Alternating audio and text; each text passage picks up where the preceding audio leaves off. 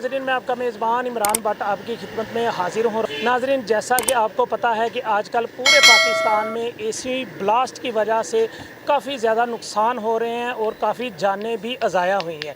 जैसा कि पीछे आपको पता है कि फैसलाबाद में और इन दिनों में मुल्तान में और लाहौर में भी ये वाक़या सामने है। इसी सिलसिले में हमारा आज का ये प्रोग्राम है कि R32 ही गैस क्यों डेंजरस बताई जाती है और जानलेवा बताई जाती है। इस चीज़ को ये R32 गैस असल में है क्या, इसका ब्लास्ट होने की वजह क्या है, बेहतियाती या वाकई ही ये गैस जो है ये डेंजरस है। एक्सपेरिमेंट भी आपको करके दिखाएंगे कि R32 जो गैस है वाकई ही जानलेवा है या नहीं। हमारे साथ मौजूद हैं हाफिज शबीर साहब, हम उनकी शॉप पे मौजूद हैं। अंदर चलते हैं और उनसे बात करते हैं और आपको हम बताते हैं, दिखाते हैं कि R32 गैस वाकई ही जानलेवा है।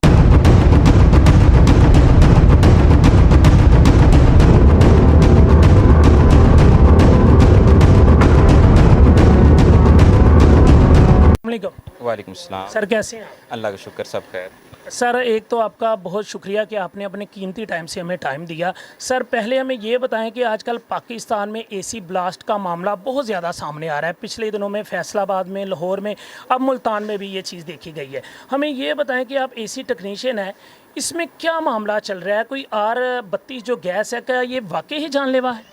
जी बिल्कुल ऐसे ही है। पाकिस्तान के अंदर पहले R22 यानी R22 गैस चलती थी। वो तकरीबन कोई 40 साल के करीब वो गैस चली है। उस 40 साल के दौरान कभी भी पाकिस्तान के अंदर कोई ब्लास्टिंग नहीं हुई। उसके बाद तकरीबन कोई 10 से 12 साल हो गए हैं, R जो है 410 यानी 410 गैस चल रही है।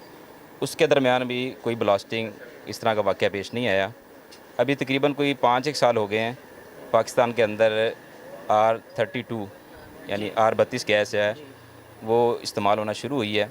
उसके बाद पाकिस्तान के अंदर बहुत सारे वाक़यात पेश आए हैं, उसमें ब्लास्टिंग भी हुई हैं। इसमें अगर आप गौर करें तो इनके कंप्रेसर के ऊपर एक लोगो बना हुआ है, वो फ्लेमेबल गैस होने का इंडिकेटर देता है। वो आपको बताता है, ये मेरे पास कंप्रेसर पड़ा हुआ है R600 का। इसको आप अगर गौर से दिखा सके कैमरा आपका, तो ये एक शोला बना हुआ है। बिल्कुल बना हुआ है। ये शोला इस बात की अलामत है, ये बता रहा है कि ये इसके अंदर जो इस्तेमाल होने वाली गैस है उसको आग लग सकती है। ठीक है। अब बहुत सारे लोगों ने इसके ऊपर इंटरव्यू भी दिए, उसमें वो ये कहते हैं कि मैकेनिक की मिस्टेक से जो है वो मामला ख़राब होता है। ऐसी बिल्कुल नहीं बात है। हो सकता है किसी मैकेनिक की मिस्टेक से हो, लेकिन सारे मामलात ऐसे नहीं हैं। इसमें ये होता है कि जो बड़ी वजह मेरे सामने आई है वो ये है कि पहले जब R22 गैस थी, R22 गैस, उस वक़्त जो इंडोर का वेपोरेटर होता है उसका वज़न जो था वो तकरीबन 5-5.5 केजी के करीब होता था। अभी जो R32 गैस है, इसमें जो उसकी अंदर वाली जाली जो है जिसको हम वेपोरेटर कहते हैं, जिसके ऊपर कूलिंग होती है, उसका वेट तकरीबन 3 केजी के करीब है। 3 केजी है। तो पहली जो R22 गैस होती थी उसका जो प्रेशर होता था वो 60, 60, 70 ठीक है पाउंड के करीब होता था। अभी जो R32 गैस है इसका 130, 120 के करीब प्रेशर होता है। प्रेशर यानी डबल हो चुका है और उसका मटेरियल का जो वो है वो उसको आधा कर दिया है, वो नाकिस हो चुका है। अच्छा, दूसरी बात यह है कि गैस जो है ये वाकई फ्लेमेबल है। ये कंपनी बता रही है, कंपनी जो हमें कंप्रेसर प्रोवाइड कर रही है और कंपनी हमें जो सिलेंडर दे रही है उसके ऊपर इंडिकेटर दे रही है। लेकिन सर मैं आपकी बात यहाँ पे रोकता हूँ। आपके ही टेक्नीशियन भाई कुछ ऐसे हैं पाकिस्तान में जिन्होंने मुख्तलिफ सोशल मीडिया के ऊपर आके ये इंटरव्यू दिए हैं और वो रीज़न साफ बताते हैं कि R32 गैस बिल्कुल जानलेवा नहीं। इसके बारे में क्या कहेंगे आप? जी बिल्कुल, ये हम आपको थोड़ी देर में अभी सिलेंडर चला के आपको दिखा सकते हैं कि इसके अंदर शोला जलता है। होता यूँ है कि जो वो एक्सपेरिमेंट करवाते हैं वो ऐसे करवाते हैं कि सिलेंडर जो होता है उसके अंदर जो प्रेशर होता है वो तकरीबन 300 पाउंड के करीब होता है। अब 300 पाउंड के अंदर के सामने जब आप कोई माचिस की तीली या लाइटर या कोई भी आग जलाते हैं तो उसके प्रेशर से बुझ जाती है। जो पाकिस्तानी कौम है, सबसे ये कहना चाहूँगा जिनके घर में एसी लगे हुए हैं वो अपने टेक्नीशियन को बुलाएँ, टेक्नीशियन को बुला के और अपने एसी की गैस चेक करवाएँ। अगर उसके अंदर R32 गैस है तो वो उसको तकरीबन 45 मिनट के करीब वैक्यूम करवाएं। वैक्यूम करवा के उस गैस को बिल्कुल ख़त्म कर दें।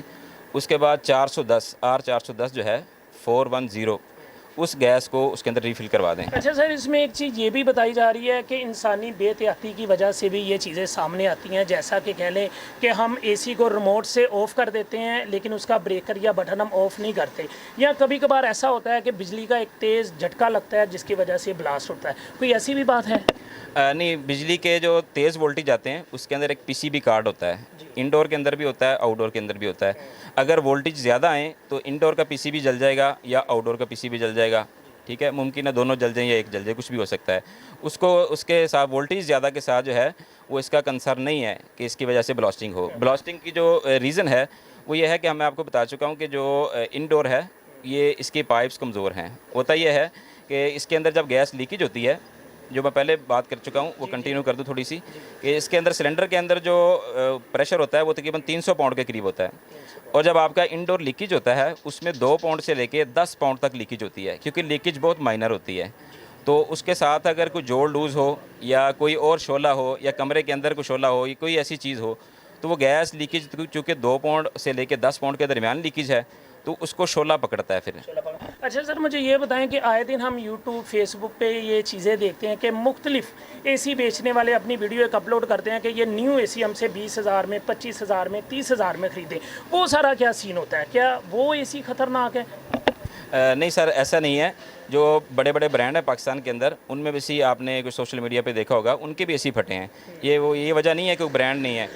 असल में मसला R32 अच्छा सर, ये न्यू एसी में भी ये मसला आ सकता है या जो पुराने हो चुके हैं 3-4 साल पुराने उनमें ये चीज़ आती?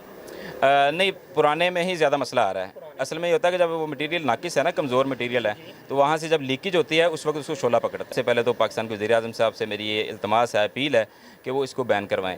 कंपनीज़ को पाबंद करें कि वो ऐसी गैस को यूज़ करें जिसके अंदर इंसानी जानों को कोई ख़तरा ना हो। दूसरी ये है कि R32 जो गैस है उसको आप निकलवा दें, उसको 45 मिनट तक वैक्यूम करवाएं।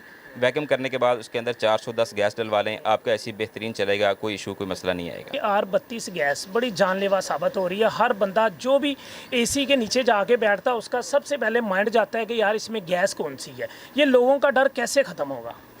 सर, ये डर इस तरह ख़त्म होगा कि इसमें R32 निकलवा के 410 फिल करवा लें और इंशाल्लाह वो बेहतरीन चलेगा। अच्छा सर, 410 जो गैस है ये भी तो कोई कंपनी ईजाद कर रही है ना? ये मुझे बताएं कि ये टेक्नीशियन जितने भी एसी टेक्नीशियन हैं उनकी अपनी ईजाद है, जो वो इतनी तसल्ली से कह रहे हैं कि R32 ना चलाएं जी, 410 चलाएं। 410 में ऐसी क्या खूबी है जिस पे आपको इतना यकीन है कि ये किसी की जान नहीं ले सकता? R32 जो है वो फ्लेमेबल गैस है, जो R410 है वो फ्लेमेबल नहीं है। आपने कभी एक्सपेरिमेंट किया, उस पर तजर्बा किया? जी, तजर्बा R32 पे जो है वो स्लो नॉर्मल लीकेज जो है उस पर आग लगती है, और जो 410 है उस पर आग नहीं लगती। अच्छा सर, R32 को सुनने में आया था कि 2013 या 14 में बैन भी किया गया था पाकिस्तान में, इसमें कोई हकीकत है? नहीं सर, नहीं बैन हुआ। पहले सिर्फ 1 से 2 कंपनियां डाल रही थी, अब तकरीबन कोई 7 से 8 कंपनियां जो है वो R32 से रिफ़िल कर रही हैं। नाज़रीन, ये हमारे साथ टेक्नीशियन मौजूद थे, इनका माशाल्लाह बहुत ज़्यादा एक्सपीरियंस है और उन्होंने वाज़ेह लफ्ज़ों में हमें बताया कि R32 वाकई ही गैस एक जानलेवा है, इससे बचा जाए। और इन्होंने अपील भी की है इस गवर्नमेंट से कि खुदारा ऐसी कंपनियों को बैन किया जाए और जो जानलेवा साबित नहीं होती ऐसी गैस पाकिस्तान में ली जाए। इसी प्रोग्राम के साथ अपने मेज़बान इमरान भट्ट को इजाज़त दीजिए। जल्द मिलेंगे एक नए प्रोग्राम के साथ, तब तक के लिए अल्लाह हाफिज़।